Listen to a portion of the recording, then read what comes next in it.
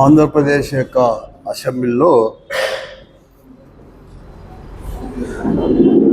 కూటమి అంటే ముఖ్యమంత్రి నుంచి కూటమికి చెందిన పార్టీల వారు అంతా కూడా ఒక హై డ్రామా నడిపారు.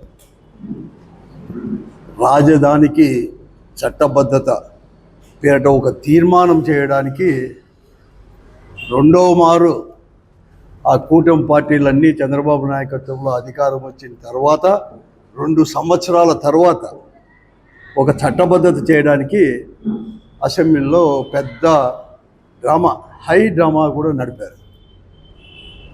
ఇవన్నీ చూస్తుంటే జనం కావచ్చు అందరూ ఏమనుకుంటున్నారంటే అసలు 2 సంవత్సరాల తర్వాత రెండో మారు అధికారంలోకి వచ్చి అమరావతి రాజధాని అని చెప్పేసి మళ్ళా కూడా అదనంగా కూడా మొట్టమొదటి తూరి చంద్రబాబు నాయుడు ముఖ్యమంత్రి అయినప్పుడు 5,339 కోట్ల రూపాయలు అప్పు చేసి ఖర్చు పెట్టేదే కాకుండా అమరావతి పైన తాత్కాలిక సచివాలయం కావచ్చు, లేకపోతే తాత్కాలిక హైకోర్టు అని ఇటువంటి దానిపైనే కాకుండా రెండవ మారు అధికారంలోకి వచ్చి 2 సంవత్సరాల తర్వాత మరొక 50,000 కోట్లు, 48,000 కోట్లు పైబడి కూడా నాబార్డు కానీ, ఏషియన్ బ్యాంక్ కానీ అనేక సంస్థల నుంచి రాజధాని పేరిట అప్పు తీసుకొని వచ్చేసి మరీ 50,000 ఎకరాలే కాకుండా ఇంకా 30,000 ఎకరాలు కావాలని చెప్పి 2 సంవత్సరాల తర్వాత చట్టబద్ధత అనేది కూడా కల్పించడానికి ఒక తీర్మానం చేసి అది కూడా అమరావతి అనే పదం చేర్చి, అంటే అమరావతి దగ్గరే అని తీర్మానం చేసి కేంద్ర ప్రభుత్వానికి పార్లమెంటులో పెట్టమని పంపించడానికి అంత ఎందుంది. అంటే ఈ 2 సంవత్సరాలు మీకు నమ్మకం లేదా? మీకు నమ్మకం లేకపోతే ఇంకా 30,000 ఎకరాలు ఎందుకు కావాలని అనుకున్నారు? ఇంకా దాదాపుగా 48,000 కోట్ల రూపాయలు మళ్ళీ కూడా అప్పు ఎందుకు చేశారు? వివిధ సంస్థల నుంచి కూడా 2 సంవత్సరాల తర్వాత ఇది మళ్ళీ మీకు అనుమానం వచ్చిందా? మీరు చెప్పినట్టుగా మేము ఇంకా 20,000 ఉంటామనే అని చెప్పిన వాళ్ళు మీ పైన మీకే నమ్మకం లేదా? జగన్మోహన్ రెడ్డి గారు మళ్ళీ కూడా అధికారంలోకి వస్తాడు ఎన్నికలు అయిపోతానే అని చెప్పి అనుమానం ఏమన్నా మీకేమన్నా ఉందా? లేకపోతే ఆ అనుమానం నిజమవుతుందని చెప్పేసి ఏమన్నా భయపడి ఏమన్నా ఈరోజు మళ్ళీ కూడా తీర్మానం చేసుకోవాలని చెప్పేసి దానికి మీరు వచ్చేసారని చెప్పి నేను అడుగుతాను. మీరు నిన్నంతా కూడా కేవలం జగన్ గారిని విమర్శించడానికి, వైఎస్ఆర్ కాంగ్రెస్ పార్టీని తప్పుపట్టడానికి మాత్రమే మీరు పరిమితమైనారు తప్ప ఈ రాష్ట్రం గురించి కానీ ఎక్కడ కానీ మీరు మాట్లాడలేదు. ఆ రోజు ఈ విభజన అనేది కూడా చాలా అన్యాయంగా చేశారు. ఈ ఆంధ్ర రాష్ట్రానికి, ఈ ఆంధ్ర రాష్ట్రంలో ఉండే 3 ప్రాంతాలకు, కోస్తా ప్రాంతం కావచ్చు, ఉత్తరాంధ్ర కానీ, రాయలసీమ ప్రాంతానికి తీవ్రమైన అన్యాయం అనేది కూడా ఆ రోజు కేంద్ర ప్రభుత్వం కూడా చేసింది. ఆ విభజన చట్టంలో ఇచ్చిన హామీలు అమలుపరచడం అని చెప్పేసి తీర్మానం కాకుండా మామూలుగా కూడా సెక్షన్ 5లో కూడా ఉన్న శ్రద్ధ, అంటే 94 సెక్షన్ 94 3 కింద కానీ రాజధాని ఫండ్స్ కానీ అడిగే శ్రద్ధ లేకుండా కేవలం అమరావతి దగ్గర, అమరావతి వద్దే కట్టాలా అని చెప్పేసి మీరు తీర్మానం చేశారు. అవసరమా అని చెప్పి అందరూ చెప్తా ఉన్నారు. ఈరోజు అమరావతి పేరిట, రాజధాని పేరిట ముబ్బడిగా కూడా అప్పులు చేసి మీరు ఖర్చు పెడుతున్నారు. అవినీతి అనేది కూడా జరుగుతూ ఉంది. మీకు రాజధానిని చట్టభద్రత కాదు కావాల్సింది. మీరు అప్పుడు 5 సంవత్సరాలు, ఇప్పుడు 2 సంవత్సరాల్లో అప్పులు తెచ్చి ఖర్చు పెట్టి దోపిడీ చేశారే, ఆ దోపిడీకి చట్టబద్ధత కోసం, మీరు అవినీతితో తీసుకుపోయిన డబ్బు కోసం, చట్టబద్ధత కోసమే నిన్న తీర్మానం తప్ప మరొకటి కాదని చెప్పి ఈరోజు ఆంధ్రప్రదేశ్ ప్రజలందరూ కూడా మీరు అనుకుంటా ఉన్నారు. ఎక్కడిగా లేదు అసలు. ఈరోజు మేము వైఎస్ఆర్ కాంగ్రెస్ పార్టీ పైన, జగన్ పైన అంత అనవసరంగా మీరు విమర్శలు ఎందుకు అంటున్నారు? మీరు ఇప్పటికి మీరే కదా అధికారంలో ఉండేది. లేకుంటే మీ కూటమి పార్టీలోనే మీ పైన నమ్మకం లేదా? చంద్రబాబు నాయుడు గారికి కానీ, తెలుగుదేశం పార్టీకి, ఆయన కుమారుడు లోకేష్కు నమ్మకం లేదా?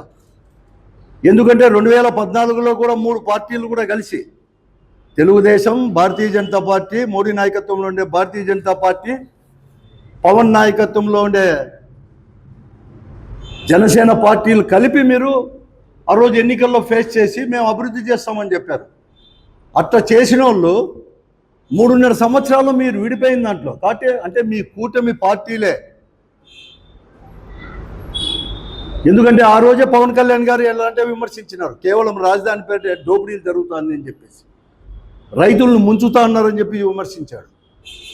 ప్రధానమంత్రి గారు కూడా చెప్పారు, పోలవరం అనేది కూడా ఏటీఎం కార్డుగా వాడుకుంటున్నారేమో అని చెప్పి ప్రధానమంత్రి హోదాలోనే మోదీ గారే ఆ రోజు చెప్పడం జరిగింది. అట్లా ఏమన్నా మళ్ళా కూడా ప్రధానమంత్రి పవన్ కళ్యాణ్ ఆ కూటమి పార్టీలే మళ్ళా కూడా వ్యతిరేకంగా మాట్లాడతాయేమో ఈ అవినీతిని గురించి అని చెప్పేసి ఆ అవినీతిని చట్టబద్ధత చేసుకోవడానికి ఆ 3 పార్టీలు కూడా చేతులు ఎత్తేదానికి మీరు ఏమన్నా నిన్న మీటింగ్ ఏమన్నా నిన్న అసెంబ్లీ సమావేశం జరిపి చట్టబద్ధత పేరిట అమరావతి యాక్ట్ అని చెప్పి దానికి ఏమైనా చేసుకున్నారు అని చెప్పి చంద్రబాబు నాయుడు గారు అని చెప్పి నేను ఈ తెలుగుదేశం పార్టీ వారిని మేము సూటిగా కూడా ప్రశ్నిస్తాము. ఇప్పుడు వైఎస్ఆర్ కాంగ్రెస్ పార్టీ అమరావతికి వ్యతిరేకమని చెప్పలేదు, కానీ గతంలో ఆంధ్రప్రదేశ్ ఏర్పడిన తర్వాత 53 కానీ 56లో పూర్తిగా కూడా ఏర్పడిన తర్వాత ఈ ప్రాంతీయ భేదాలను వచ్చేసి కేవలం హైదరాబాద్లోనో లేకుంటే ఎక్కడో ఒక చోట మాత్రమే కేంద్రీకృతమైంది అభివృద్ధి అని చెప్పేసి మళ్ళా కూడా ప్రాంతీయ విభేదాలు ఏమైనా ఈ 3 ప్రాంతాల్లో వస్తామని చెప్పే ముందు జాగ్రత్తగా కేవలం ఒక ప్రాంతం పైనే అభివృద్ధి అనేది కాకుండా 3 ప్రాంతాలు కూడా సమానమే అని ప్రభుత్వానికి చాటి చెప్పడానికి, ప్రజలకు చెప్పడానికే ఆ రోజు 3 రాజధానులు, అమరావతి ఆ రోజు కూడా అమరావతి శాసన రాజధానిగా కూడా మేము గుర్తించాం, చెప్పడం కూడా జరిగింది. పరిపాలన రాజధానిగా కానీ న్యాయ రాజధానిగా కానీ ఇవన్నీ కూడా మేమందరూ కూడా ఆ రోజే మేము చెప్పడం జరిగింది. మళ్ళీ కూడా మీరు అనేది కూడా చేశారు. డైవర్షన్ పాలిటిక్స్లో మీరు అవన్నీ కూడా చేయకోకుండా ఇవన్నీ కూడా చేస్తున్నారు. ఈరోజు మీరు కేంద్రంతో అడగాల్సింది లేకుంటే అమరావతిని రాజధానిగా గుర్తించమని కాదు, మీరు కేంద్రంతో అడగాల్సిందే ఆ రోజు విభజన చట్టంలో సెక్షన్ల ప్రకారం రాజధాని నిర్మాణం కూడా కేంద్రం యొక్క బాధ్యతే, అలాగే పోలవరం నిర్మాణం కూడా కేంద్రం యొక్క పూర్తి చేయాల్సిన బాధ్యతే, రైల్వే జోన్ కూడా ఈ రాష్ట్రానికి పూర్తిగా ఇవ్వాల్సింది కేంద్రం యొక్క బాధ్యతే. దాదాపుగా 4 లక్షల కోట్ల రూపాయలు 4,000 లక్షల కోట్ల రూపాయలు అనేది కూడా కేంద్రం నుంచి ఇస్తామని చెప్పి విభజన చట్టంలో మీరు సెక్షన్ల ప్రకారం మనకు కూడా ఇవ్వడం జరిగింది. దాని గురించి మీరు మాట్లాడారు. ఈరోజు 2024లో ప్రభుత్వం ఏర్పడిన తర్వాత ఏషియన్ బ్యాంకు నుంచి ఒక 15,000 కోట్ల రూపాయలు, ఇతర సంస్థల నుంచి మొత్తం 48,000 కోట్ల రూపాయలు తీసుకొచ్చినప్పుడు కేంద్ర ప్రభుత్వమే గ్యారంటీ ఇచ్చింది, ఈ అప్పు మనకు సంబంధం లేదని చెప్పిన వారు ఈరోజు ఆ అప్పు కూడా మన పైనే, మన రాష్ట్రం పైనే, అంటే ఈ రాష్ట్ర ప్రజల పైన కేంద్ర ప్రభుత్వం తప్పించుకొని భారం మోపి మీరు ఒప్పుకున్నారే, అది తప్పు. కానీ విభజన చట్టంలో ఉండే ప్రకారం కూడా మీరు చెప్పినట్టుగా రాజధాని నిర్మాణానికి 1,00,000 కోట్లు, అలాగే పోలవరం ఎత్తు కూడా 41.15 అని కాదు క్యాబినెట్ తీర్మానించినట్లు 45.72 మీటర్లు, 195 దాదాపుగా 195 టీఎంసీలు నిల్వ చేసే సామర్థ్యంతో పూర్తి చేస్తామని చెప్పి ఆ రోజు కేంద్రంలో విభజన చట్టంలో ఉంది. దాని ప్రకారం పూర్తి చేయండి, ఖర్చు పెట్టి రాజధాని నిర్మాణానికి పూర్తి చేయండి, మీరే ఖర్చు పెట్టి, అప్పుల రూపంలో కాదు మాకు ఇప్పించేది. ఇతర ప్రాంతాలను కూడా అభివృద్ధి చేయండి అని చెప్పి తీర్మానం చేసి ఒత్తిడి తీసుకొని రావాల్సిన మీరు 2 సంవత్సరాల తర్వాత మళ్ళీ కూడా తిరిగి రెండో మారు అధికారంలోకి వచ్చిన ఈ కూటమి పార్టీలు అన్నీ కలిసి నిన్న మీటింగ్ సమావేశం అని చెప్పి ఒక డ్రామా ఆడి మీరు ఆడతారా? మీ అవినీతిని కప్పిపుచ్చుకుంటారా? మీ యొక్క ఫెయిల్యూర్స్ని ఈ రాష్ట్రంలో అభివృద్ధి చేయలేక ఈ రాష్ట్రంలో ఉండే ప్రజల యొక్క యొక్క కోరికలు మీరు ఏదైతే వాగ్దానం చేశారో సూపర్ 6 కానీ ఇవన్నీ కూడా పోలవరం ప్రాజెక్ట్ వచ్చేసి 45.72 మీటర్లకు కూడా పూర్తి చేస్తామని చెప్పేసి, రైల్వే జోన్ తీసుకొస్తామని చెప్పేసి, అలాగే విశాఖపట్నం దగ్గర ఉండే స్టీల్ ప్లాంట్ను కూడా చేస్తామని చెప్పేసి, కడప స్టీల్ ప్లాంట్ చేస్తామని చెప్పేసి, ఈ రాయలసీమకు చెందిన ప్రాజెక్టులు అన్నీ కూడా పూర్తి చేస్తామని చెప్పిన దానికి పూర్తి చేయలేక డైవర్షన్ పాలిటిక్స్లో భాగాన్ని చేసేసి కూడా ఈరోజు కూడా చేస్తూ ఉన్నారు. సిగ్గు లేదా అని చెప్పి నేను అడుగుతా ఉన్నాను.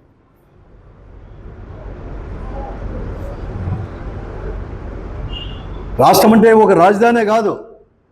ఈరోజు కూడా మీరు చెప్పేదేమి 28 లోపల మీరు చెప్పేదేమి 50,000 కోట్లు ఇప్పుడే కూడా పనులు జరుగుతూ ఉన్నాయి, ఇంకా 50,000 కోట్లు కావాలి, ఇంకా దీన్ని పూర్తి చేయడానికి 28, అది కూడా 28లో 2028 మీరు పూర్తి చేసేది సచివాలయము, హైకోర్టు, శాసనసభ, ఈ 3 మాత్రమే. మిగతాదంతా కూడా ఇంక మళ్ళీ డెవలప్మెంట్ లేదు. నేను ఈ ముఖ్యమంత్రి గారిని, ఈ ప్రభుత్వాన్ని మేము అడుగుతూ ఉన్నాం. 3 ప్రాంతాలు కూడా సమానమే. అత్యంత వెనుకబడిన కేవలం రాజధాని నిర్మాణమే కాదు, ఈరోజు మీరు అప్పులు చేసి కేవలం రాజధానిలో చేసి ప్రజలపైన భారం మోపేదే కాదు, ఈరోజు రాయలసీమ కోసం కూడా మీరు ఆలోచన చేయాల్సిన అవసరం కూడా ఉంది. రాయలసీమ ప్రాజెక్టును పూర్తి చేయాల్సిన అవసరం కూడా ఉంది. పోలవరం ప్రాజెక్టు పూర్తి అయితేనే, అది కూడా 45.72 మీటర్లకు పూర్తి అవుతేనే రాయలసీమకు ప్రయోజనకరంగా, అంటే డైవర్షన్ ఆఫ్ వాటర్ ఇవన్నీ కూడా చేసేయడానికి వీలు ఉంటుంది. దానికోసం మీరు పూర్తి చేసి రాయలసీమ ప్రాజెక్టు ఇవన్నీ చేయాలి. ఆ రోజు జగన్మోహన్ రెడ్డి గారు కూడా కర్నూలులో అత్యంత వెనుకబడిన కాయల్లో న్యాయ రాజధాని అని చెప్పేసి అక్కడ తీసుకొని వచ్చేదే, కర్నూలులో వచ్చేసి న్యాయశాఖకు వచ్చేసి ఒక నేషనల్ యూనివర్సిటీ, లా యూనివర్సిటీ తీసుకొని వస్తే ఈరోజు దాన్ని తీసుకొని పోయి మళ్ళీ మీరు పోయి మంగళగిరిలోనో లేకపోతే రాజధానిలోనో పెడతామని చెప్పి అమరావతికి తీసుకొని పోతారు. హైకోర్టును తీసుకొని పోయి అమరావతిలో మళ్ళీ తీసుకొని పోతారు. ఎయిమ్స్ తీసుకొని పోయి రాయలసీమకు అనంతపురానికి వస్తే ఎయిమ్స్ తీసుకొని పోయి మళ్ళీ కూడా అమరావతిలో మీరు పెట్టినారు, గతంలో పెట్టారు. రాయలసీమ గురించి మాట్లాడండి, అత్యంత వెనుకబడిన ఉత్తరాంధ్ర గురించి మాట్లాడండి. ప్రాజెక్టులన్నీ కూడా పూర్తి చేస్తామని చెప్పండి. 2028లో కేవలం 4 బిల్డింగులు మాత్రం పూర్తి చేస్తామంటారా? లక్షల కోట్ల రూపాయల ప్రజలపైన అప్పు పెట్టి నువ్వు అట్ అనే పదం కూడా ఎందుకు పెట్టావు అందరికీ తెలుసు. అమరావతి దగ్గరే, అమరావతి వద్ద అనే పదం అట్ అనేది ఎందుకు పెట్టామంటే, మీరు ఇంకా రాజధాని పలానా చోటని ప్రకటించక మునిపే మీరు మీ మంత్రులు, ఇప్పుడు ఉండే మంత్రులు కావచ్చు, గతంలో మీ తెలుగుదేశం పార్టీ మంత్రులు, తెలుగుదేశం పార్టీ వారు మీకు కావలసిన అధికారులు అక్కడ భూములు కొన్నారని చెప్పి అందరికీ తెలుసు. అవి అమ్ముకోవడానికి, దానికి రేట్లను కల్పించుకోవడానికి, వ్యాపారం చేసుకోవడానికి మీరు అట్టనే పదం అని చెప్పి వాడుకుంటారా? మీరు అయినది మీరేమి రియల్ ఎస్టేట్ వ్యాపారానిక? మీరేమో ప్రభుత్వం ఎన్నుకుంది ఏమన్నా? ఆంధ్రప్రదేశ్ ప్రజలందరూ కూడా ఏమన్నంటే మాకు 161 సీట్లు ఇచ్చినారు, మీకు 11 సీట్లే, 164 ఇచ్చినారు, 11 సీట్లే అంటారు. చంద్రబాబు నాయుడు గారు కానీ, లోకేష్ గారు కానీ, పవన్ కళ్యాణ్ గారు కానీ ఒకటే మీరు గుర్తుపెట్టుకోవాల్సింది, మీకు మొన్న కూడా 2019లో 23 సీట్లో 25 సీట్లో మీకు ఇచ్చింది అంతే కదా. మళ్ళీ మీకు 167 సీట్లు రాలేదా? ఇది ప్రజాస్వామ్యం, ప్రజల అభిష్టం ప్రకారం వస్తూ ఉంటాయి. గెలిచేది ఓడిపోయేది ప్రజల ఇష్టం, గెలిపించేది ఓడిపించేది, అంతేగాని అది మీ చేతుల్లో లేదు. అవినీతి మిమ్మల్ని వెంటాడుతూ ఉంది, దాన్ని కప్పిపుచ్చుకోవడానికి ఇంత డ్రామా అవసరం లేదు. మీ పైన మీకే ఒకరికో నమ్మకం లేదు. నిన్న చెప్పకనే మీ వ్యవసాయ శాఖ మంత్రులు కావచ్చు, మీ అందరూ మాట్లాడిన దానివల్ల జగన్ మళ్ళా కూడా కాబోయే ముఖ్యమంత్రి వాళ్ళ అధికారంలోకి వస్తారు. ఇప్పుడే అది ఏదో అంటున్నారు, ఏదప్ప వైకుంఠ చంద్రబాబు నాయుడు గారు నోటికొస్తే చాలు, నిన్న అసెంబ్లీలో కూడా మాట్లాడినాడు, వైకుంఠపాలి ఆడొద్దండి అని జనాన్ని అడుగుతూ ఉన్నాడు దీనాది దీనంగా.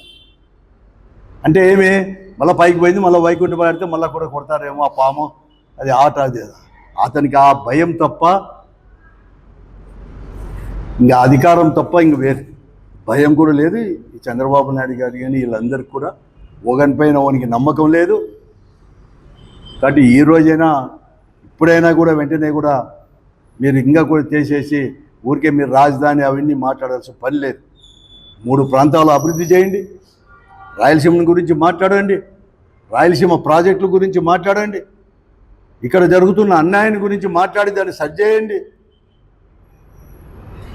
వెంటనే కూడా అక్కడ వీరు ఉంటే కర్నూలులో కూడా హైకోర్టు పెట్టండి, లా యూనివర్సిటీని అక్కడ తీసుకొని రండి.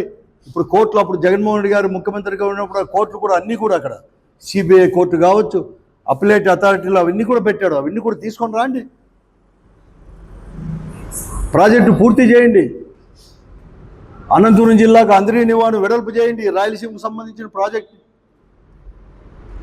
రాయలసీమ ఎత్తిపోతల పథకాన్ని కూడా నిలబెట్టేసినారు, దాన్ని పునరుద్ధరించి దాన్ని కూడా పూర్తి చేయండి, సస్యశ్యామలం చేయండి.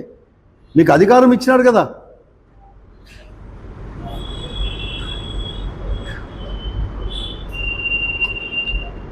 మీరు ఎప్పుడు 24 గంటలు మమ్మల్ని మాట్లాడేదానికి కాదు, లేకపోతే మమ్మల్ని విమర్శించడానికి కాదు. మీరు ఏదో అనుకుంటున్నారు అంతా కూడా. లోకేష్ గారు మాట్లాడుతూ చెప్పాడు, విభజన చట్టం అప్పుడు జగన్మోహన్ రెడ్డి గారు అసలుకు హౌస్లోనే లేడు, ఎక్కడున్నాడో కూడా తెలియదు అంటాడు. ఇక్కడ నేను ఇప్పుడు చెప్తాను, ఎందుకంటే అప్పుడు నేను కూడా పార్లమెంట్ సభ్యుని. ఇక చూడు ఏం పెట్టుకున్నాడు పార్లమెంటులో, జగన్ గారే చూపిస్తా ఉండేది, stop division of AP state YSRCP. ఇంతకంటే కావాలా? ఎందుకు మాట్లాడతారు అన్ని అబద్ధాలు, ప్రజలకు నూరు పోసేదానికి అర్థం పర్థం లేకోకుండా.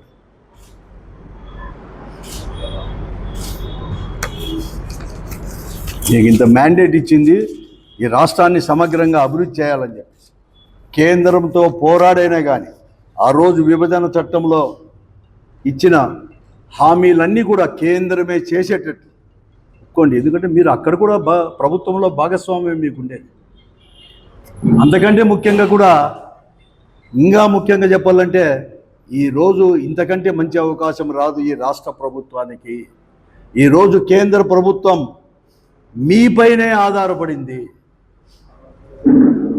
ఈరోజు కేంద్ర ప్రభుత్వం అక్కడ పూర్తి మెజారిటీతో ఆడ ప్రభుత్వం అనేది కొనసాగుతూ ఉందంటే మీ యొక్క సభ్యుల వల్లనే అక్కడ కూడా కేంద్ర ప్రభుత్వం అనేది కూడా ఉంది అనే దాన్ని గుర్తుపెట్టుకొని, విభజన చట్టంలో ఉండేటివన్నీ కూడా కేంద్రమే హామీలు అమలు పరిచేటట్లు ఒత్తిడి తీసుకొని రండి. అవసరం వస్తే దానికి తీర్మానం చేయండి, అవసరం వస్తే మమ్మల్ని కూడా తీసుకొని వెళ్ళండి అటువంటి దానిలకు. అంతేగాని ఇటువంటి చౌకబారు ఎత్తుగడలతోనూ మీ అవినీతితో కప్పిపుచ్చుకోవడానికో లేకపోతే అవినీతిని క్రమబద్ధీకరణ చేసుకోవడానికి మాత్రమే కాదు అని చెప్పేసి కూడా మేము తెలుసు.